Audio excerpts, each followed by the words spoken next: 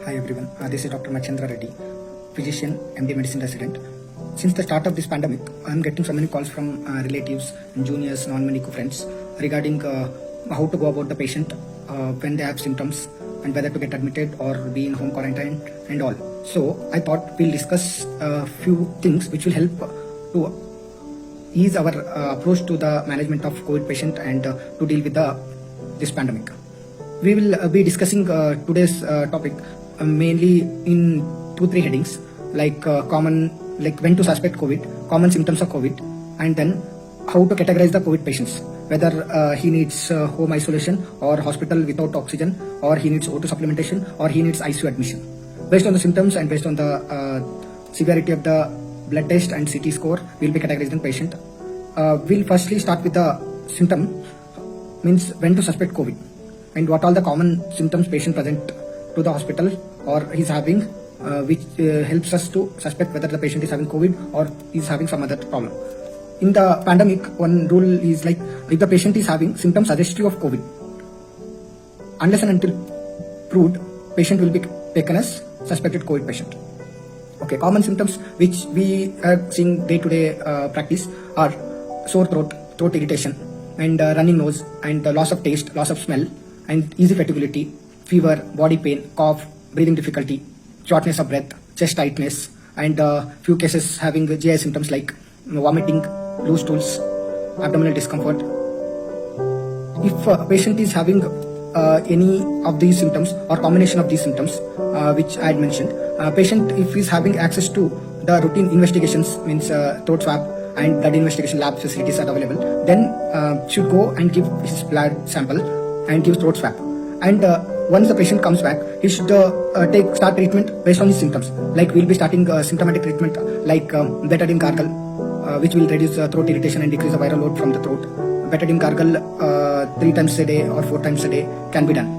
Other treatments like Tabdolo for his fever and body pain, and vitamin supplementations, and vitamin supplementations includes vitamin C, zinc, and vitamin D.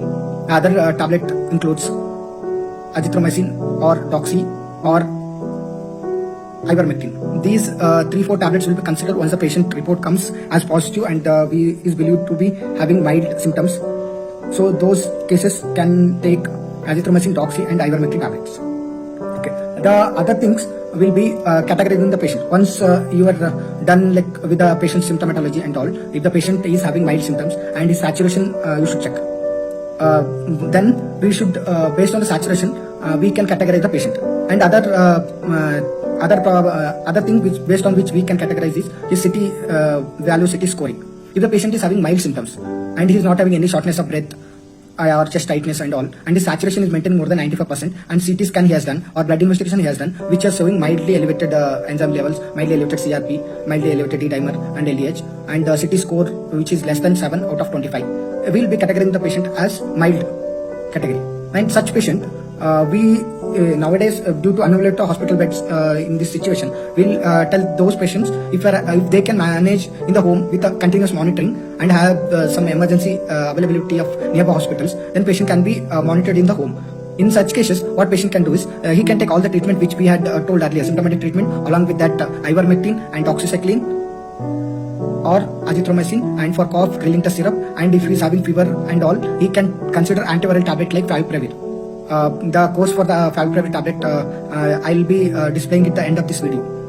So okay, if the patient is having mild symptoms and CT and investigation also suggests as mild with a saturation more than 95%, such patient is staying in the home quarantine. They can be managed with all the above treatment with the continuous monitoring of the saturation. What all we have to monitor is watch for the symptoms, progression of symptoms, like he's having a progressive breathing difficulty, or there is a drop in the saturation, or after doing 6-minute walk test, patient saturation is dropping less than 94%, or fever is persisting more than 5 to 7 days.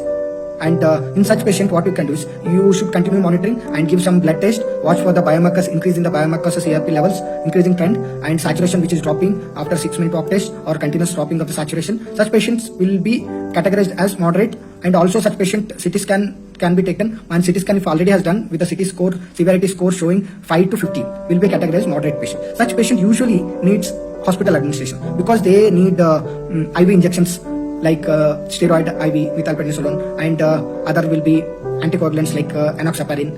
And if the patient is in the early pulmonary phase, if he is not having long-standing hypoxia, then injection remdesivir can be considered, which is kind of like panicking in the situation due to unavailability of this drug. And before like remdesivir injection should be started before the like permanent damage of lungs, means there is a long-standing hypoxia, patient is on ventilator support, he has been admitted for past more than 2 weeks. Such patient, if you are starting remdesivir, then this might not help as you are starting it early.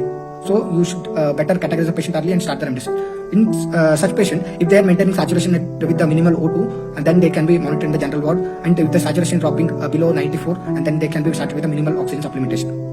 If such patients are not maintaining saturation, or having increased respiratory rate, they are having tachypnea, or there is a progressive increase in the CRP values or biomarker values or D-dimer values, is having increased thrombotic probability, or there is a what we call a cytochrome storm, IL-6 levels more than 20 or 30.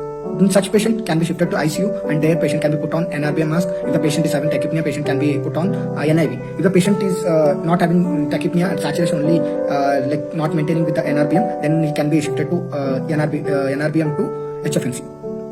And one more thing which is like more usually seen in the COVID patient, which is helping us, is awake proning. Usually earlier in the ARDS we used to consider as prone ventilation. Nowadays even with the awake proning there are good studies showing that awake proning helps.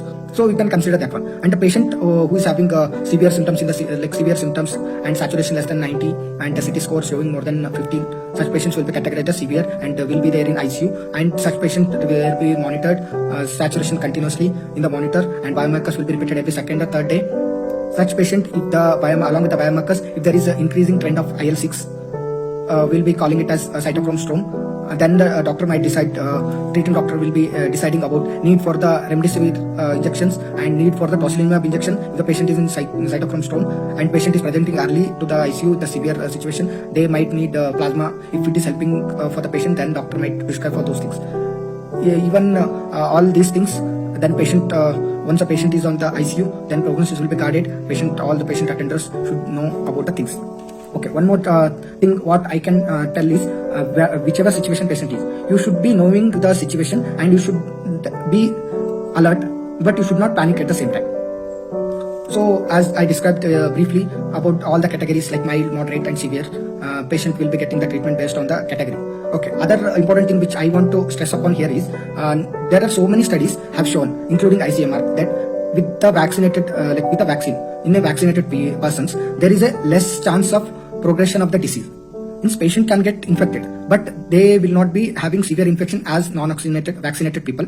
So better get vaccinated. Earlier we had some age cutoff and all for the vaccination. Nowadays, from starting of the 1st May, government is planning to mass vaccinate. So everyone should get vaccinated as early as possible. And if you are having any queries related to vaccination, like I had the previous COVID infection, when I should get vaccinated, I had some allergy to some drugs or something, I am on some drugs, anticoagulants and all, when I should get vaccinated, whether I should take vaccine or not. Such queries will be answered. If you are having any such queries, you comment down in the comment box.